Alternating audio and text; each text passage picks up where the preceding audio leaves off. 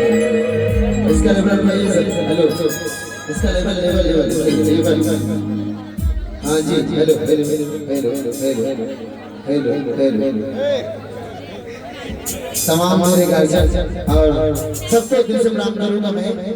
और आज एक छोटा भाई आपके बीच में आप सबके बीच में जो मोहब्बत करने वाले संगीत के चाहने वाले हम सबके बीच में आए हैं।